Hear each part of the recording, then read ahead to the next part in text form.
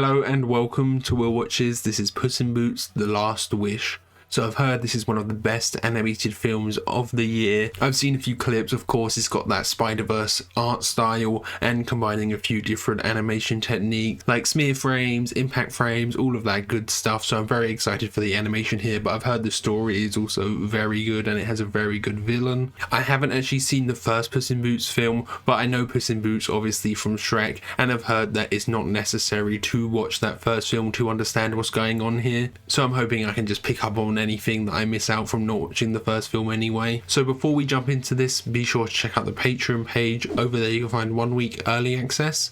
You can also find polls so you can vote for what's next. You can find an extended reaction that has longer clips of the film, more reactions from me, more jokes from me, and you can find a full-length version where you can watch the whole thing along with me if you just sync up your own footage. So yeah, let's just jump right in.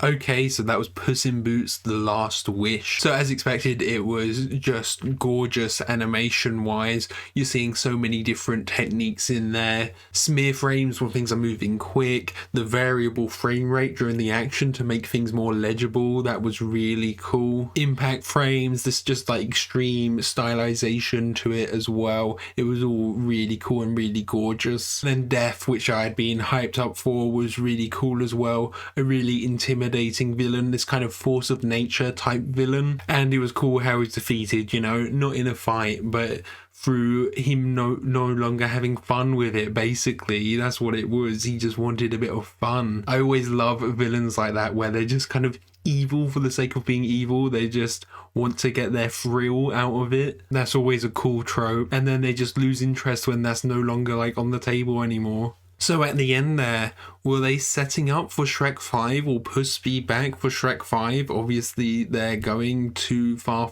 away, and I do wonder if they will shift up the animation style for Shrek 5 and it will be more like this more experimental style, this kind of Spider-Verse style. I do have to say, I hope movies aren't always in this style after Spider-Verse, you know. It was kind of like Spider-Verse ushered in this style and everyone was like, oh, this is so great, animated movies, they can be more experimental again. But then there's like a lot of films that have kind of used that same style. It's like the 3D with the hand painted textures, and you got the smear frames and impact frames, all of that good stuff, but it is very similar to Spider-Verse. So I hope it's not always just other companies copying that style, and they can be even more creative with it. You know, if they want to do fully just 2D films, I'd love that as well. Bringing back a renaissance of just fully 2D animated films, that would be great. But this does distinguish itself as well with the brushstroke painterly style, how they go off of the edge of some of the models. That was a really cool detail too. And through the storytelling, it lets things be a bit more abstract than being in this like magical place, and that's what they did with Spider-Verse as well, where it was more like interdimensional, so they could experiment with the different dimensions, the different multiverses. This one, they incorporate that style, being able to experiment with that style. They use that with the magic system here, and this environment that's always changing. That was really cool. This environment, the dead forest, what was it called, the black forest, this forest that was constantly changing to like challenge the person after the wish, which was really cool. It was like a personalized challenge to get them to grow and like reflect. We see Puss when he's in that cave of nostalgia. It was the Cave of Souls, sorry, and he has the old souls from each of his 9 lives, you know, and he realizes actually he doesn't like them that much, which was a cool realization. His whole arc here was great, coming to terms with what he actually wants. You know, he had all of this fame and fortune and everything, but that wasn't really what he actually wanted in the end. It was just a nice, simple life with Kitty, with Purito too. That was kind of mirrored in Goldie's arc as well. You know, I thought her arc was really touching as well. I wasn't expecting that from this. I thought they would just be like a villainous force, but they had a really cool arc together too, and in the end became good guys and worked with them. Jack didn't really have that much of an arc. He was just evil for the sake of being evil, but you kind of have these different types of villains in this film. You got the force of nature with Death, You have like a redemption villain with Goldie, and then you have Jack, who is just like pure evil, which was really cool, showing the different, you know, types of villainy you can have in storytelling. And it wasn't like overstuffed or overcrowded. They all serve their purpose in the film well, I think. I think Jack was probably the least important of the film, but he was still fun to be around and to see, and like all of his different magical weapons were really cool.